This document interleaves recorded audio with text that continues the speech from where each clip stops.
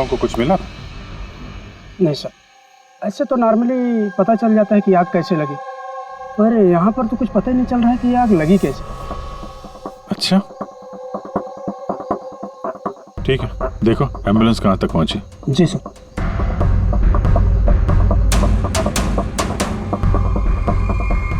बहुत बुरी तरह से झुलस गया। कमाल है, कुछ पता ही नहीं चल रहा है कि आग कैसे लगी है।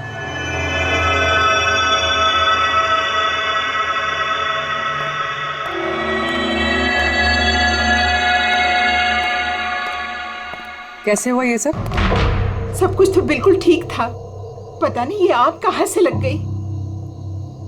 इतने सारे लोगों की बद्दुआएं तो लगेंगी ना। क्या कहा तुमने? पता चला था सर कि दिलीप साहब किसी कोर्ट के केस में फंसे हुए थे। काफी बड़ा चक्कर था, लेकिन अभी कुछ दिन पहले छूट भी गए थे। काफी लोग नाराज भी थे इस बात से। कहीं इसी चक्कर में किसी ने दिलीप को मार तो नहीं दिया? नहीं, कोर्ट ने बरी कर दिया था मेरे पति को, उन्होंने कुछ भी नहीं किया। क्या केस क्या था? 9 साल पहले जीजू के थिएटर में आग लग गई थी, जिसके कारण कुछ लोगों की मौत हो गई थी और सारा इल्जाम जीजू पर आ गया था। ऐसे कैसे हवा में आग लग सकती है? जरूर किसी की प्लानिंग है। किसी पे शक है आप लोगों को? कौन कर सकता है? कोई भी कर सकता है, अनीता भी कर सकती है। कौन कौन अनीता? टोनी की वाइफ, और वो आज यहाँ आई भी थी।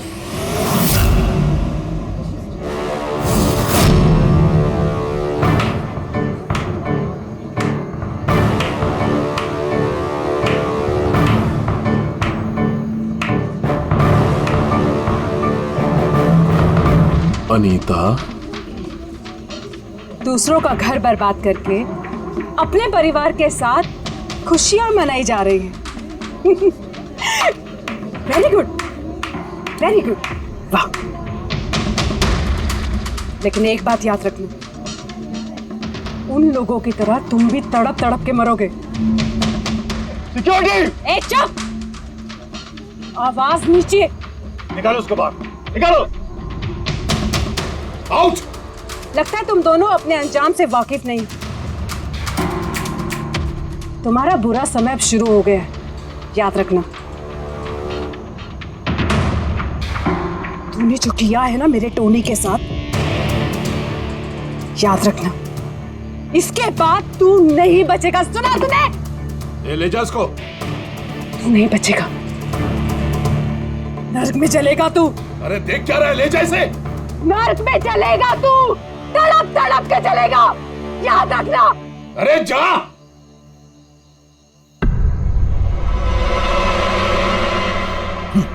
Let's enjoy Rohan. अरे भूल जाओ।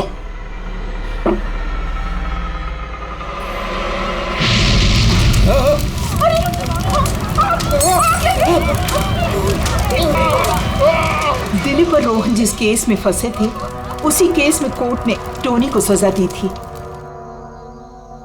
अच्छा, किस किस को पता था कि आप लोग यहाँ रेस्टोरेंट में आने वाले हैं?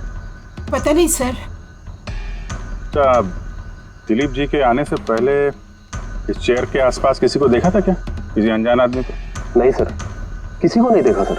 ये टेबल किसने रिजर्व किया था? दिलीप जी का फोन आया था, कह रहे थे कि हमारे लिए टेबल रिजर्व रखो।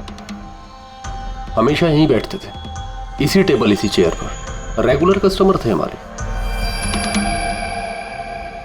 किसी को पहले से पता था कि दिलीप यहाँ इसी टेबल पे बैठेगा? सर, कुर्सी के पास तो ऐसी कोई चीज नहीं है जिससे आग लग सकती हो। कमाल की मिस्ट्री है यार। सीसीटीवी कैमरा,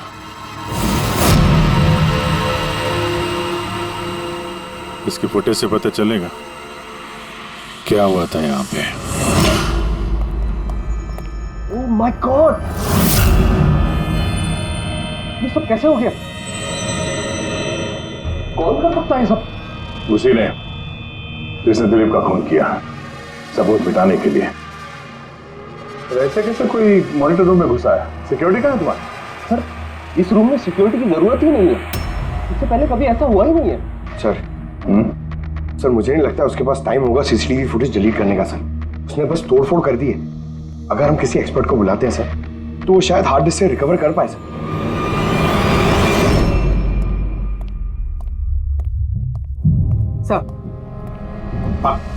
सर 9 साल पहले दिलीप और रोहन का एक थिएटर था जिसमें आग लग गई थी। एग्जिट और एंट्री डोर बंद होने की वजह से इस आग में 12 लोग जल के मर गए।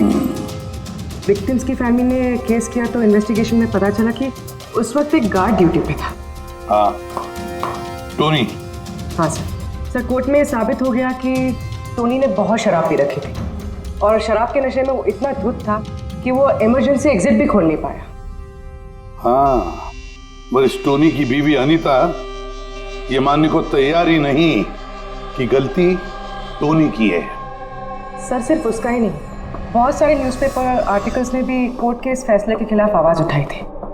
जब ये हादसा हुआ था उस वक्त दिलीप और रोहन के खिलाफ सॉलिड एविडेंसेस थे, लेकिन फिर केस चलता रहा। 9 साल हो गए। कुछ विटनेसेस ने गवाही बदल दी और कुछ कंट्री से बाहर चले गए। सर, दिलीप और रोहन ने जरूर पैसे और पावर का इस्तेमाल किया होगा और यह बात टोनी को पता चल गई होगी। उसी ने भेजा होगा अनीता को दिलीप को मारने के लिए। पर फ्रेडी, जब अनीता वहां थी ही नहीं तो आग लगाई कैसे? नहीं, सिक्योरिटी वालों ने तो उसे बाहर निकाला था रेस्टोरेंट में से। ऐसी कौन सी चीज है जो अचानक आग लग सकती है? सर शायद डॉक्टर सालुंके हमारी मदद कर सके, या फिर अनीता।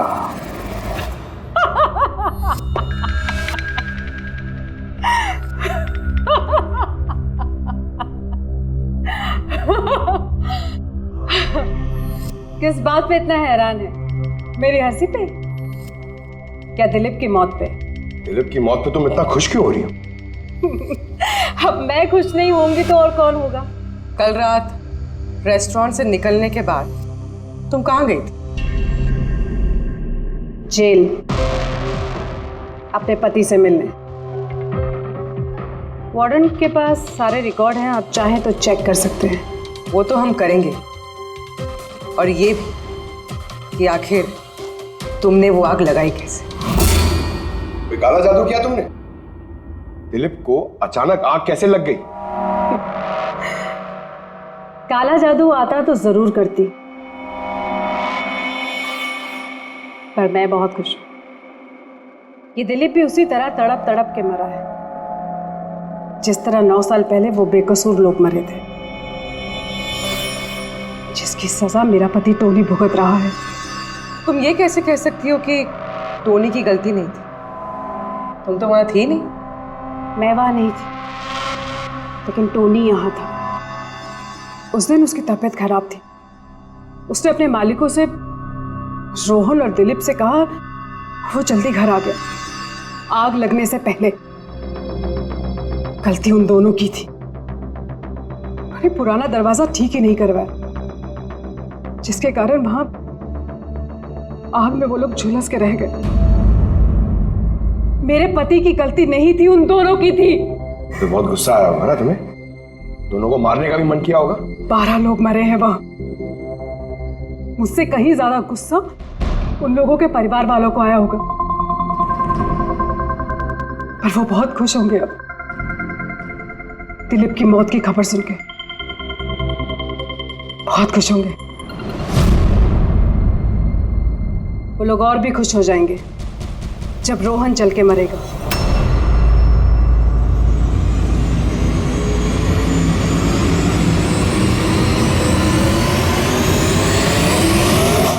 सर 42 लोग हैं, उन 12 विक्टिम के करीबी रिश्तेदार और फैमिली वाले। सस्पेक्ट ज्यादा और वक्त कम। सर सबसे पहले इन 42 लोगों में से उन लोगों के नाम हटा देते हैं जो कल दिलीप की मौत के वक्त शहर में नहीं थे। तो 9 साल हो गए इस बात को। शायद कितने लोग देश भी छोड़कर चले गए होंगे और कुछ लोगों की मौत भी हो गई होगी। फिर भी पता तो लगाना ही पड़ेगा। देखो कितने लोग शहर में थे जब दिलीप की मौत हुई।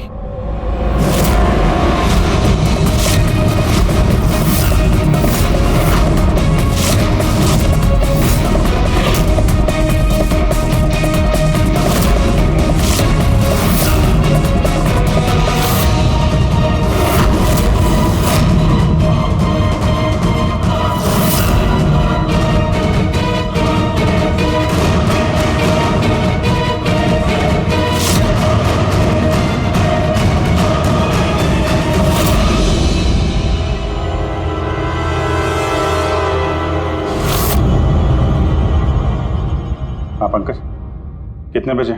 27 लोग हैं सर जो उस वक्त शहर में थे और उनके पास दिलीप को मारने की वजह थी।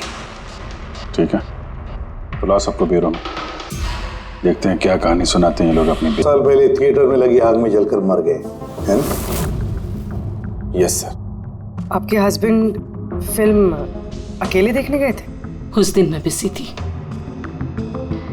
इसलिए वो अकेले ही चले गए। कल रात कहाँ पर थे तुम? सर मैं अपने फ्रेंड्स के साथ था। सर मैं पासपोर्ट ऑफिस गया था। उन दोनों को मैं ऐसे बच के नहीं जाने दूंगी। तो क्या किया तुमने? सोचा कि दिलीप से फेस टू फेस मिलूंगा और उससे पूछूंगा कि तुमने ऐसा क्यों किया। सर उसके बाद मैं अपने फ्रेंड के साथ घर पे गया। मैं अपनी वाइफ के साथ मॉल में था। सर आप मेरे फ्रेंड से पूछ सकते हैं।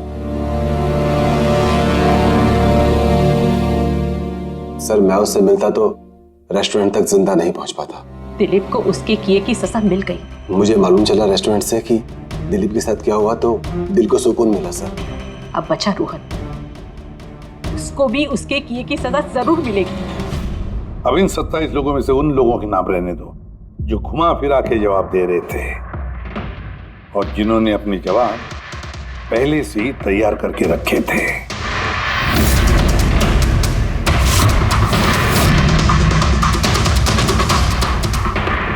सर अब 15 बजे। अब इन 15 लोगों को उस दिन के बारे में पूछते हैं जब 9 साल पहले थिएटर में आग लगी थी। देखते हैं किसे सबसे ज्यादा गुस्सा आता है, कौन मुंह फेर लेता है। सर मेरा भाई 10वीं पास हो गया था। उसने कहा पार्टी देनी है, दोस्तों को पिक्चर दिखाना है, पैसे दो। सर मैंने वो पैसे उसे दे दिए। काश वो पैसे मुझे उसे देने नहीं चाहिए थे सर। जिसने भी ये किया बहुत अच्छा किया। आज मैं खुश हूं, आज मैं बहुत खुश हूं। कुमार साहब आप यूनिवर्सिटी में फिजिक्स के प्रोफेसर हैं, है ना? Yes sir, head of the department physics. लेकिन मेरे खुद के बेटे को पढ़ाई में कोई इंटरेस्ट नहीं था। बहुत डांटता था मैं उसे, लेकिन अनिकेत के ऊपर कभी कोई फर्क नहीं पड़ा। एक नंबर का बदमाश बन गया था वो। उस दिन भी वो कॉलेज से बंक करके दोस्तों के साथ फिल्म देखने चला गया और सर और वापस घर पे कभी नहीं आया। हिमेश, राइट, कॉन्ट्रैक्टर हो ना तुम? हाँ सर।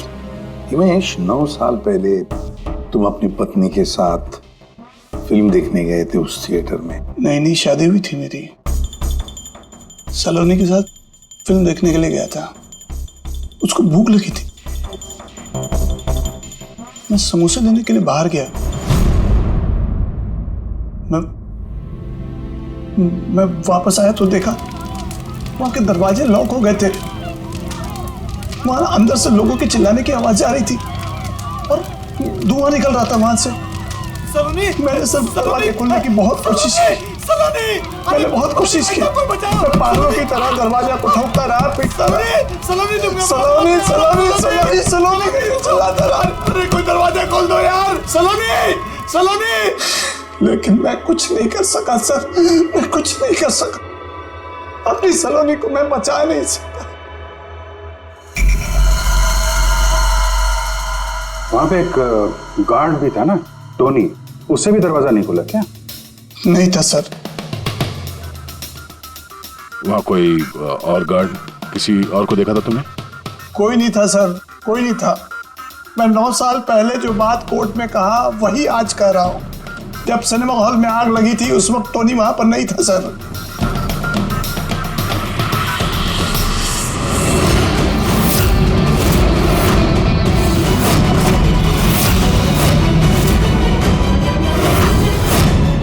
सर ये है हमारे फाइनल 15 सस्पेक्ट जो दिलीप को मार सकते हैं। सो कॉप्स कह रहे थे कि फायरमैन को भी पता नहीं चला कि आग का एग्जैक्टली सोर्स क्या था। उन लोगों को तो जनरली ढूंढ कर पता चल जाता है कि वहां पर ऐसी कौन सी चीज थी जो तुरंत आग पकड़ती है। लेकिन उन्हें पता नहीं चला। उन्हें पता नहीं चला। उन्हें इसलिए पता नहीं चला क्योंकि उस चीज की ना तो कोई खुशबू थी ना कोई रंग था। एग्जैक्टली सर, मतलब अगर लिक्विड होता ना तो इस दिलीप को पता चलता जब वो चेयर पे बैठता, उसे फील होता। और अगर पाउडर होता तो हमें टेस्टिंग में पता चल जाता। इसका मतलब ये तो गैस, जिसका मतलब ये गैस है। गैस? तो इसीलिए उस फायरमैन को पता नहीं चला कि किस चीज से आग लगी है। इनफ्लेमेबल गैस बॉस, जिसे सिर्फ एक स्पार्क की जरूरत होती है आग पकड़ने के लिए। अच्छा, मुझे एक बात समझ में नहीं आ रही है। दिलीप किस कुर्सी पर बैठा था, तो गैस कुर्सी पर आई कहां से? कुर्सी से ही। क्या? कुर्सी से? वो ऐसे बॉस, जिस चेयर पे ये दिलीप बैठा था उसके नीचे की तरफ किसी ने ज्वलनशील गैस का स्प्रे किया हुआ था। मरते वक्त दिलीप के कांटेक्ट में दो चीजें थी, एक तो ये चेयर जिस पे वो बैठा था और एक वाइन का ग्लास जो उसने हाथ में पकड़ा हुआ था। हमने ये दोनों चीजें चेक की तो इस चेयर के ऊपर से हमें इनफ्लेमेबल गैस के कुछ ट्रेसेस मिले। बॉस, हमारे आसपास वातावरण में स्वतः ज्वलनशील पदार्थ होते हैं जो कभी कभी स्पॉन्टेनियसली जल जाते हैं, जैसे कि मार्श गैस एक नेचुरल बायोगैस है और ज्वलनशील गैस इसका मेन कंपोनेंट है। मतलब इनफ्लेमेबल गैस कभी भी हवा में ऐसे ही जल जाती है? नहीं फ्रेडी, अपने आप नहीं। जब वातावरण में बहुत ज्यादा गर्मी पैदा हो जाती है और वो वातावरण की ऑक्सीजन के साथ मिल जाती है तो एक सुपर हाई टेम्परेचर का निर्माण होता है, जिसकी वजह से ये आग लगती है।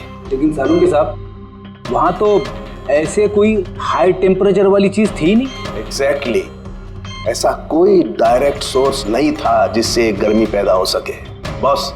इसीलिए मुझे लगता है खूनी ने कोई एक्स्ट्रा डिवाइस का इस्तेमाल किया है ये अचानक इतना ज्यादा टेम्परेचर बढ़ाने के लिए। और ये कुर्सी तो तैयार बैठी थी, इसे तो सिर्फ एक स्पार्क की जरूरत थी।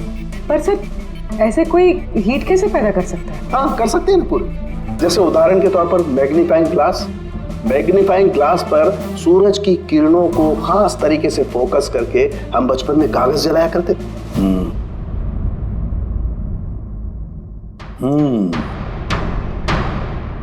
लगता है इस रेस्टोरेंट में फिर से जाना पड़ेगा। पता लगाना पड़ेगा किस चीज से आग लगी।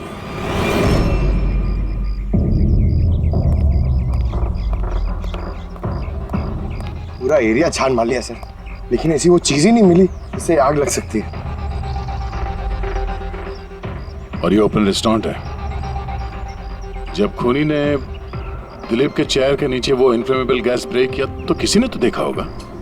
वही तो, चेयर में अपने आप आग लग गई और दिलीप चल के मर गया। किसी ने कुछ देखा नहीं और ना ही कोई सबूत हमारे सामने आ रहा है। सर, उस डेटा एक्सपर्ट ने सीसीटीवी फुटेज रिकवर कर ली है, आप देख सकते हैं सर। गुड, तुम लोग यार देख लो, तब तक मैं देखता हूँ यहाँ पे कुछ मिलता है क्या। सर, दिलीप और उसकी फैमिली के आने के 15 मिनट के पहले की फुटेज है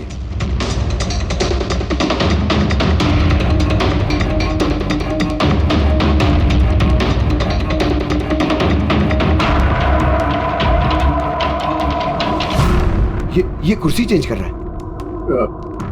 इसका कोई दूसरा एंगल है क्या? इसी टाइम का चेक करो। एक मिनट सर।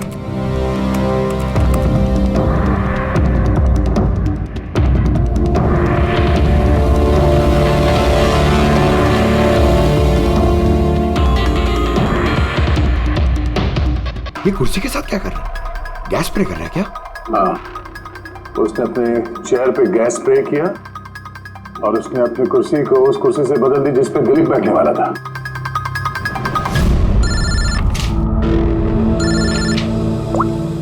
आदा। अच्छा, great, good work, good work. क्या हुआ सर? जिसने भी दिलीप की कुर्सी के साथ छेड़खानी की ना, उसका पता चल गया है। वो एक आदमी है, उसका मिलता जुलता हुलिया भी मिला है। अब देखते हैं, दया भेजने वाला है फोटोग्राफ।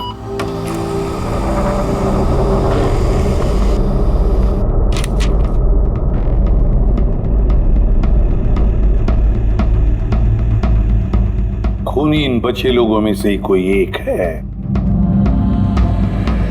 इन्हीं में से एक। और अब इसका अगला शिकार रोहन है।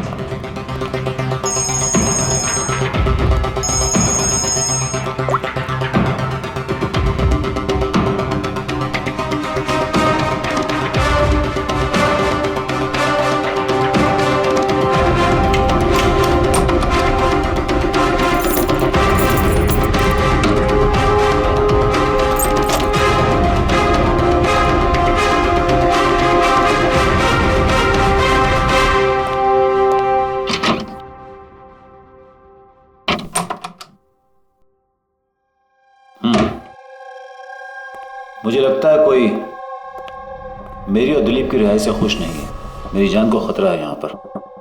आई will talk to you later. Bye. Sir everything is okay. All right, तुम यहीं पर रहना और किसी को भी अंदर मत आने देना। Be alert. Okay? Okay sir.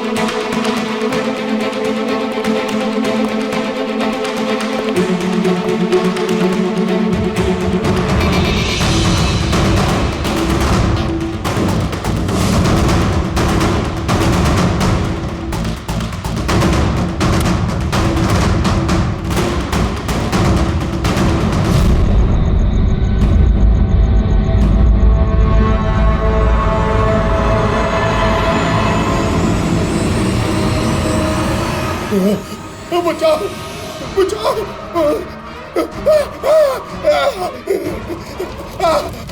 बचाओ परे परे बचाओ बचाओ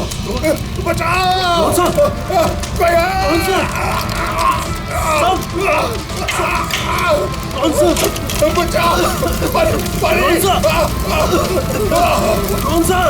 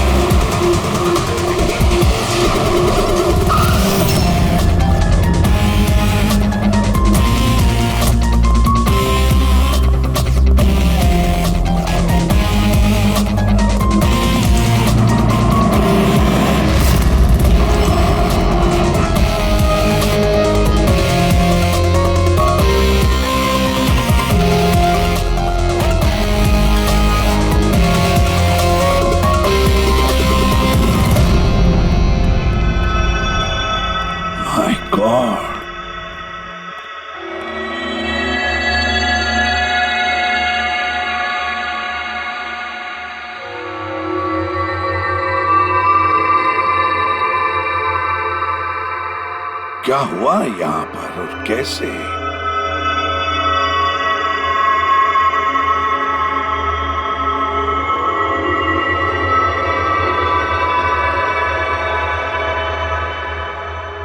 यहाँ पर भी और किसी किस्म की कोई स्मेल नहीं है, इस जली हुई लाश की बदबू के।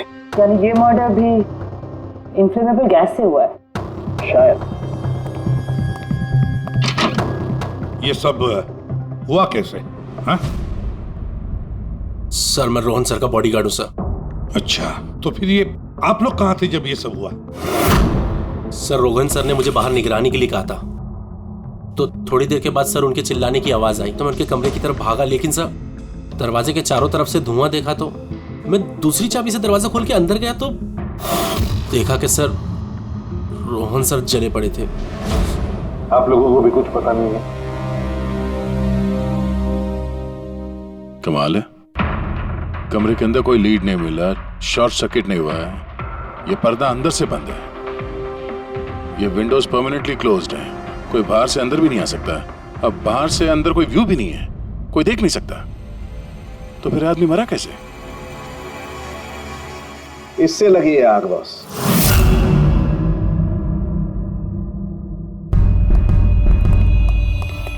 ये इस चीज से ये है क्या सर? फिलामेंट है। फिलामेंट? इलेक्ट्रिक बल्ब के अंदर का फिलामेंट। और जब इस फिलामेंट में इलेक्ट्रिक करंट पास होता है तो ये गर्म होकर के लाल हो जाता है। बॉस, खूनी ने भी इसी टेक्निक का इस्तेमाल किया है उस ज्वलनशील गैस को जलाने के लिए। पर वहां रेस्टोरेंट में जहां पर दिलीप की मौत हुई थी, वहां पर तो हमें ऐसा कोई फिलामेंट वगैरह नहीं मिला। बॉस, इतनी छोटी सी चीज है, वो खुली जगह है, उड़ गई होगी शायद कहीं, लेकिन यहाँ तो पूरा कमरा बंद है, इसीलिए पलंग के नीचे मिल गया मुझे। लेकिन सर, फिलामेंट से करंट पास होने के लिए वायर्स का कोई ना कोई कनेक्शन तो होना चाहिए ना बेड तक। होगा, यही कहीं होगा जरूर। तब पूरा बेड चेक कर लिया हमने, कमरा चेक कर लिया, ऐसा तो यहाँ पे कुछ भी नहीं मिला सर। दया, वो दरवाजा कैसा? मैनेजर। Yes sir. वो दरवाजा कहाँ खुलता है? सर दूसरा रूम है जो इस रूम से कनेक्टेड है सर। अब वैसे ये रूम सील्ड रहता है, इसे कोई खुलता नहीं सर। खोलो दरवाजा। Yes sir. आइए सर।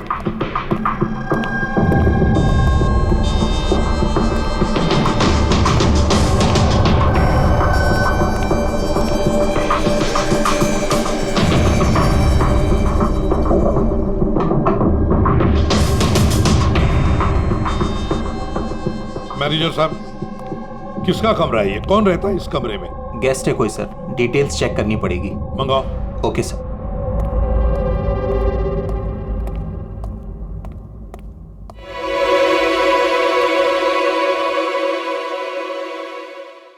सर, वहां उस कमरे में जो कुछ भी हुआ है सर, वो इसी कमरे से किया गया। लेकिन अगर करंट इस रूम से पास किया गया है तो यहाँ से उस बेड तक कोई ना कोई वायर तो होनी चाहिए ना। और अगर वायर अगर होती तो बॉस रोहन को दिखाई भी देनी चाहिए। हाँ, शायद उसके बॉडीगार्ड ने भी देखा हो। बुलाओ उसके बॉडीगार्ड को। आप आओ यहाँ।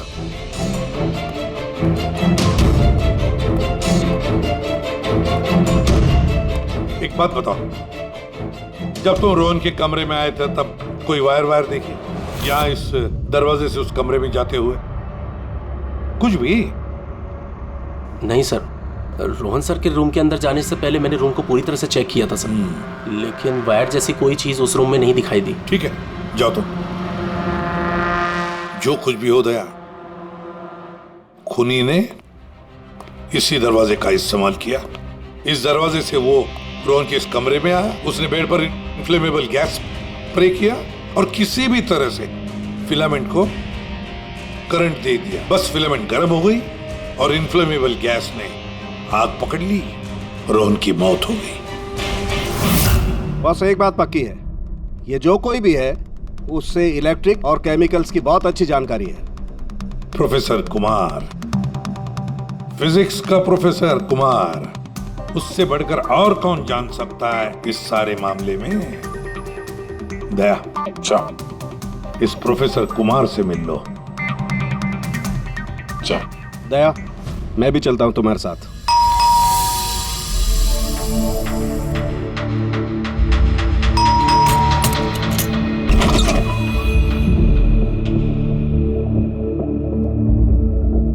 प्रोफेसर कुमार है घर पे?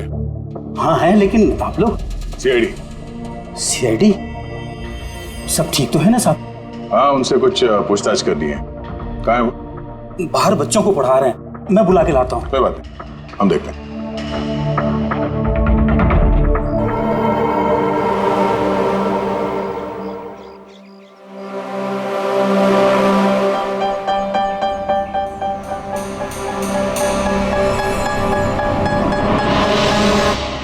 मिस्टर कुमार, हमें आपसे कुछ पूछताछ करनी है।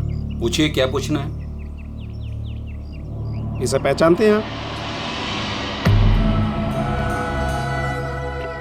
ये तो फिलामेंट है। गुड, सही पहचाना आपने। आपको पता ही है फिलामेंट हमें कहाँ से मिला? ये तो आप ही को पता होगा कहाँ से मिला आपको। रोहन के बेड के नीचे से। कल रात उसी बेड पे रोहन जल के मर गया। व्हाट? रोहन की भी डेथ हो गई? कल रात आप कहाँ पर थे? रात 9 से लेकर सुबह 3 बजे तक। आप मुझ पर शक कर रहे हैं? ये हमारे सवाल का जवाब नहीं हुआ मिस्टर कुमार। कल मैं पूरा दिन और पूरी रात घर पे ही था। कोई गवाह? जी हाँ, मेरा नौकर रामू और विकास। Please come here.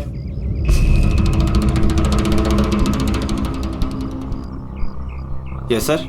इन्हें बताओ मैं कल कहाँ था। सर हमारे एक्स्ट्रा क्लासेस ले रहे थे यहीं पे सर।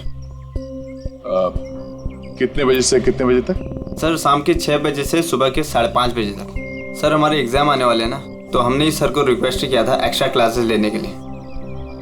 ठीक है सर, तुम जाओ बेटा। सर मेरे 5 स्टूडेंट्स और भी हैं जो कल सुबह 9 बजे से लेकर 5:30 बजे तक हमारे साथ थे। कहें तो उनको बुला लूं?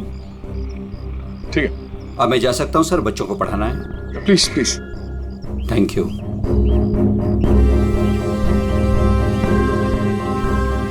हाँ तो बच्चों, मैं ये कह रहा था कि बिना सोल्डरिंग वायर के भी हम मदरबोर्ड फिक्स कर सकते हैं with the help of adhesive conductor.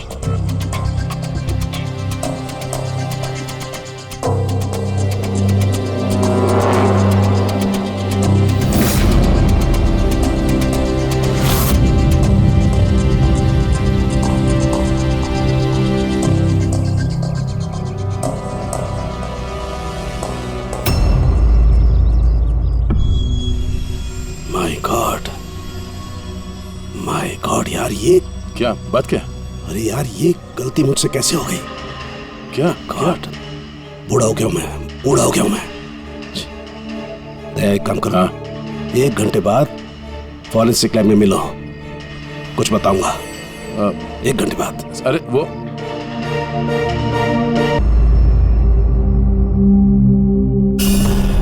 लो बस, एक काम करो, इस स्विच से इन बल्ब्स को जलाओ। इस स्विच से? इस स्विच से? हाँ, इस स्विच से। यार ना कोई कनेक्शन है, कुछ है, कैसे जलेंगे ये? तुम सवाल मत किया करो, कभी कभी मेरी बात भी मान लिया करो यार। कभी कभी। ये ले। क्या सर, ये तो कुछ हुआ भी नहीं। होगा होगा। अरे क्या होगा? होगा ही नहीं। अरे होगा यार, बिलीव नहीं होगा। 1 मिनट। क्या इसकी तबीयत ठीक है ना? हाँ? तो पता नहीं क्या हुआ है, वो जब से वो प्रोफेसर कुमार से मिलके आया ना, बस बल्ब के साथ ही खेले जा रहे हैं। बात बताओ, वो फिंगरप्रिंट्स का क्या रिपोर्ट आया? वही जो फिंगरप्रिंट्स उन्हें होटल वाले से लिए थे और रूम में उठाए थे।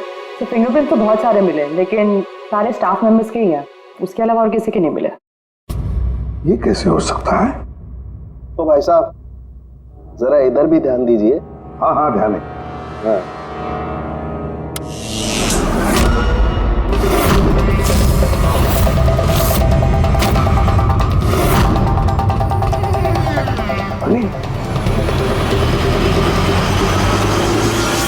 सर ये बल्ब जलने कैसे लगे?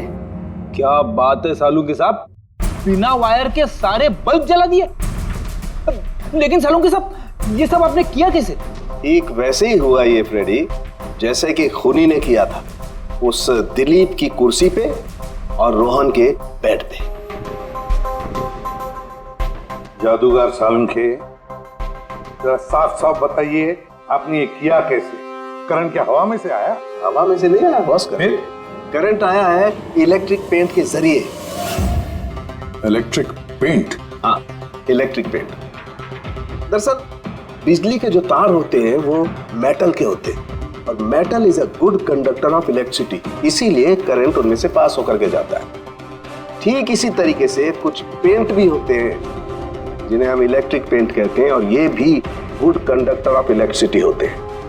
इनमें से भी इलेक्ट्रिसिटी पास हो सकती है, और कमाल की बात यह है कि ये किसी भी कलर में मिल सकते हैं, जो आसानी से किसी भी बैकग्राउंड में मर्ज भी हो सकते हैं।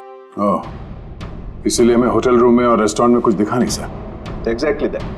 खूनी ने दरअसल होटल के कमरे का और रेस्टोरेंट के फ्लोर का दोनों का कलर इस कलर के साथ मैच किया, इसीलिए हमें दिखाई नहीं दिया। तो ये इलेक्ट्रिक करंट, आई मीन ये जो इलेक्ट्रिक पेंट है, ये आसानी से मिल जाता है? हाँ, मिल सकते हैं।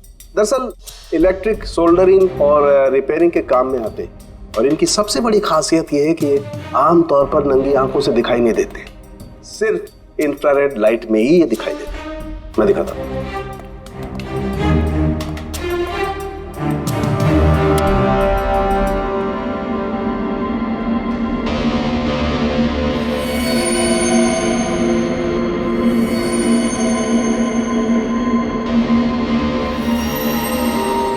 देखा बॉस?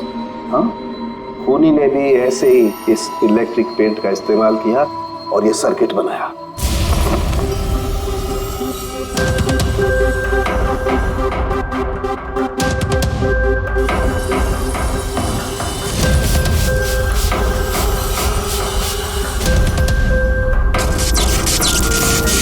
एक बात तो पक्की है, ये जो भी कोई है उसे इन सारी चीजों की पक्की जानकारी है। मगर सर, इनमें से खूनी कौन है? इस प्रोफेसर से तो मिल लिए सर, ये तो नहीं है।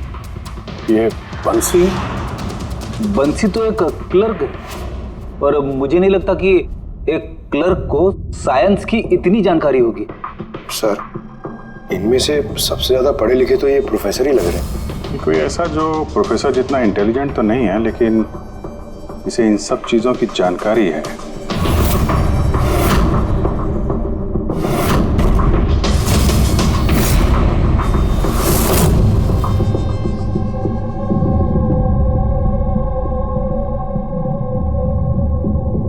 वो ये है अभिजीत, ये है वो। याद है क्या कहा था इसने, कि क्या काम करता?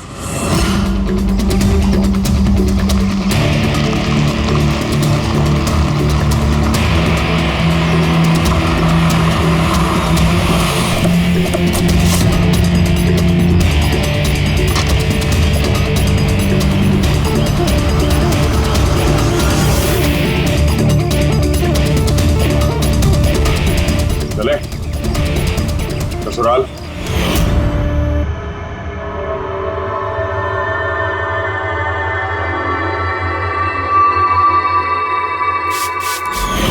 दिलीप और रोहन पर केस हुआ था, लेकिन मुझे मालूम था अपने पैसे और पावर के दम पर वो छूट जाएंगे। लेकिन उनके पास पैसा था तो मेरे पास दिमाग। कई महीनों तक उनका पीछा किया, वो कहां जाते हैं, क्या करते हैं, किससे मिलते हैं, सब कुछ। आखिर मैंने दोनों को मारने की तरकीब ढूंढ ही निकाली, इलेक्ट्रिक पेंट्स और सर्किट्स के जरिए। ये दोनों के बारे में मुझे अच्छी खासी जानकारी थी। बस दे दी दोनों को सजा, दोनों को मार दिया जिंदा जलाकर, जैसे उन्होंने मेरी सलोनी को मारा था। हिमेश, तुम्हारी पत्नी के साथ जो कुछ भी हुआ उसका हम सबको अफसोस है, लेकिन दिलीप और रोहन को मारकर तुम्हें क्या मिला? क्या तुम्हारी पत्नी वापस आ गई? बदले की आग में तुमने 2 लोगों की जानें ली। कानून तुम्हें कभी माफ नहीं करेगा, तुम्हें कड़ी से कड़ी सजा होगी।